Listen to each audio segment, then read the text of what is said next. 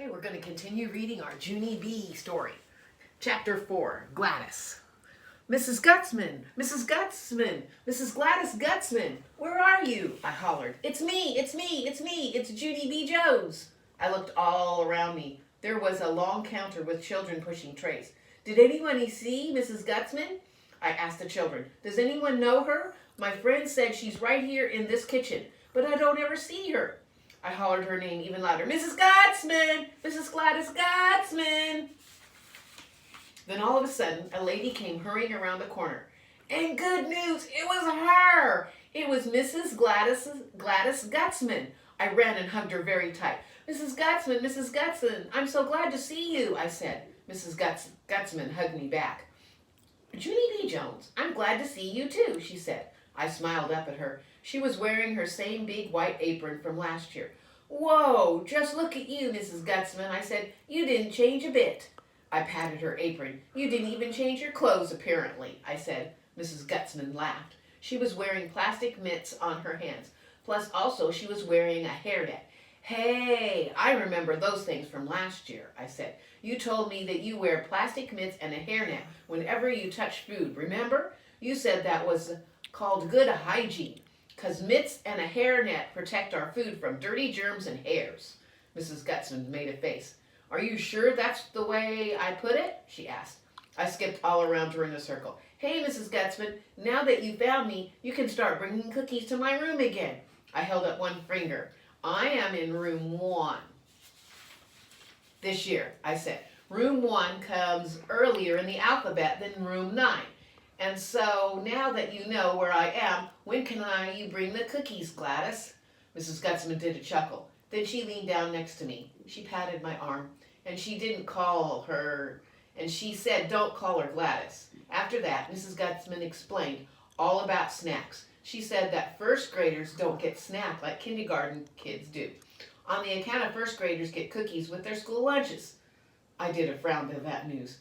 Yeah, only, what about the children who bring their lunches, Mrs. Gutzman? Where's our cookies, huh? 'Cause today everybody got a cookie except for me and Sheldon. Mrs. Gutzman didn't answer my question. Instead, she raised her head and looked behind me. That's when I heard my teacher's voice.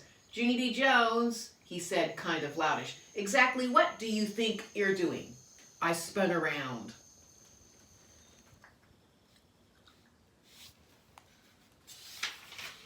Mr. Scary's eyes looked annoyed at me. Why did you get up from the table, Junie B? He asked. What's the story here? Everyone was staring. I did a big gulp.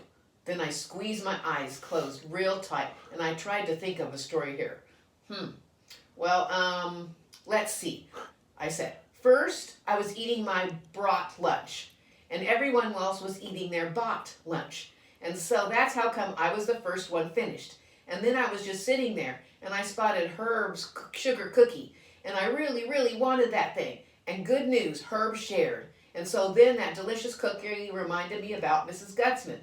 And what do you know? Herb and Jose said she was right here in this exact kitchen. So I jumped up from the table and I ran to say hello, I said. After that, I looked up at Mrs. Gutzman, kind of nervous, and I waved my fingers. Hello, I said real soft. Hello, she said back. Mr. Scary shook his head. No, I'm sorry, Junie B. I know Mrs. Gutzman has enjoyed seeing you, but you can't just get up from the table and run wherever you please during lunch, he said. Mrs. Gutzman nodded. Mr. Scary is right, Junie B., she said. I'm very happy to see you, but you do have to learn to follow the school rules. I did a sigh. Yeah, only I really, really, really wanted to find you, Mrs. Gutzman, I said, 'cause I missed you very much. Mrs. Gutzman tapped on her chin. She said, maybe I have an idea. Maybe if you promise to follow the rules, you can come back tomorrow and help me in the kitchen. Would you like that, do you think? My eyes got big and wide at her. Are you kidding, Mrs. Gutzman? I said, is this some kind of joke? She smiled again. Nope, she said, it's no joke. We let children help us in the kitchen quite often. If it's okay with your teacher, I'll give you a permission slip to take home to your parents. I pulled Mr. Scary's arm. Say it's okay. Okay? Please, please, please, please, please, I begged. Mr. Scary didn't answer right away. Instead, he ran his fingers through his hair, and he thought and he thought. Then, finally, he said it. Mr. Scary said, "It's okay."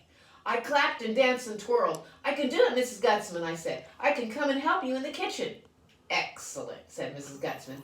Then she reached behind the counter and she handed me a permission slip. And that's not all. Because she reached back there one more time and she pulled out a pair of brand new plastic mitts. "Here," she said. "These are for you. You can wear them around your house tonight and get used to them."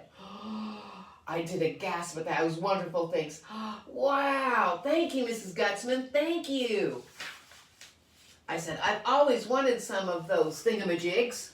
After that, I put them on my hands, very thrilled, and I waved goodbye to Mrs. Gutsman. "See you," I said. "See you tomorrow." Then I walked back to my lunch table with Mr. Scary, and I followed the rules the rest of the day. Practicing. After school, I ran home from my bus stop. It was Mother's Day off from work. She was in the backyard playing with my brother named Ollie. Ollie is 10 months old. He cannot skip, he can't play tag or color. So far, I'm not that satisfied with him. I ran out the back door. "Mother, Mother, I'm going to be a helper. I'm going to be a helper," I shouted, really cheery. I quick handed her my permission slip. "Read this paper. Hurry, hurry, hurry. It's from Mrs. Gutsman," I said. "You remember Mrs. Gutsman, right? Mrs. Gutsman used to be my cookie lady last year, but this year she's branched out apparently, because now she's the boss of the whole kitchen operation, I think." Mother read the permission slip. I bounced up and down, very excited. "See, Mother? See? Mrs. Gutsman wants to be her helper in the cafeteria tomorrow. And so all you have to do is sign that paper and it will be all set." I started back to the house. "I'll go get a pen." Mother hollered, "Hold on," to me. "This really doesn't sound like fun, Junie B," she said. "But let's talk it over at dinner, okay? At dinner you can tell Daddy and me all about it." I did a big breath at her. "But I don't want to talk it over to dinner, Mother," I said. "I want to sign the paper exactly now. Please, please, please, just sign it, okay?" Mother smiled. "Patience, Junie B," she said. "Dinner is just a few hours away." I'd like Daddy to be in on this too. I rolled my eyes way up to the sky, because Daddy always has to be on everything. Finally, I went back into the house and I walked around the kitchen very bored. There's not even anything to do in this stupid, dumb house, I grouched. Then all of a sudden, I spotted my backpack sitting on the floor. That's when I remembered my plastic mitts. I put them in my backpack to carry them home from school. I hurried to get them out of there. Then I quick put them on and I ran to the refrigerator. "Now I can practice touching food," I said, real thrilled. I opened up the door and started touching stuff. First, I touched some fruit, and an avocado, and a squishy tomato. Then I put my hand in the butter, and also some creamy cottage cheese. "Whoa, these mitts make touching food enjoyable," I said. After I was done, I put the mitts in my pocket, and I went to watch TV. Only I couldn't even pay attention that good, because I kept on thinking about being a helper, of course. My excitement got bigger and bigger. Then, hooray, hooray, Daddy finally came home from work and it was time for dinner. As soon as I sat down, I told Daddy all about Mrs. Gutsman. Then, surprise, I put on my mitts and I waved my hands all around in the air. "Look, Mother, look, Daddy, see what Mrs. Gutsman gave me? These are the real professional mitts from the actual cafeteria." I sat up straight and tall. "Mitts do not spread dirty germs," I explained. "And guess what else? I already know how to use these babies." After that, I jumped down from my chair and I ran around the table and I touched everyone's dinner. I touched Mother's meatloaf and Daddy's mashed potatoes and Ollie's creamed corn. Also, I put creamed corn on Ollie's head. Now that was a funny joke, I think. Only no one laughed when I put it on his head. Mother took my mitts away. She said that is not what mitts are for, young lady. At first I thought it was a very big trouble, but more good news. When Mother and Daddy tucked me in bed that night, they gave me back my permission slip. And hooray, it was signed! We're going to let you help in the kitchen, said Mother, but no more funny business with the mitts. Got it? Got it, I said. A helper doesn't make things more difficult, Junie B, said Daddy. A helper makes things easier, okay? Okay, I said. Mother made her eyes real serious. And a helper is not the boss, Junie B, she said. Maybe you should try repeating that one. A helper is not the boss.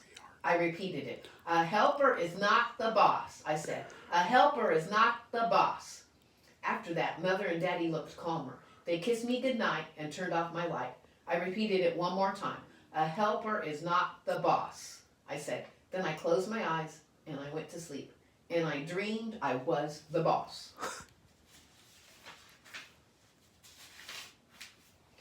Boss of lunch. It was the funniest dream I ever had. I looked exactly like Mrs. Gutzman, except I had my own face. Also, I had my own apron and my own plastic mitts and my very own hairnet.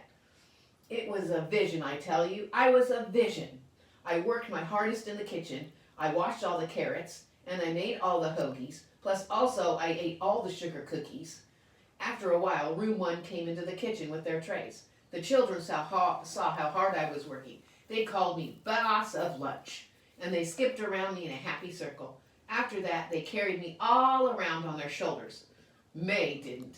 May, she did not participate. I waved at her when I went by. Then the duck flew in and chased her out of the room. That morning, I woke up laughing in my pillow. And guess what else? At school, my day kept on getting better and better because I gave Mr. Scary my permission slip, and he let me go to the cafeteria at 10 o'clock a.m., and so I hardly even did much work. Mrs. Gutzman was delighted to see me again. She said I could start helping her very soon. But first she wanted to show me around the kitchen. It was the hugest kitchen I have ever seen. It was a kitchen a giant would have. Look at how big everything is, Mrs. Gutzman, I said. Look at that big dishwasher over there. And look at those big refrigerators. And whoa, look at all those big sinks and that big giant freezer. I kept looking and looking at that big can opener and looking at the big floor we're standing on and looking at these big walls and the big light switch and those big... Mrs. Gutzman interrupted me. Okay, let's move on, shall we? She said, I'd like you to meet some of the other folks who work here, Junie B. After that, she took me over and introduced me to 6 grown-ups. I waved at all those people, kind of shy. They waved back. Plus, also, they said, welcome. But here is the bestest part of all. After I met all the people, Mrs. Gutzman opened a big drawer and she handed me a giant white apron. My mouth fell open at that huge thing. You mean I get to wear this, Mrs. Gutzman? I said. I get to wear an apron just like yours? Wowie wow, wow, this is my dream come true. Mrs. Gutzman winked at me.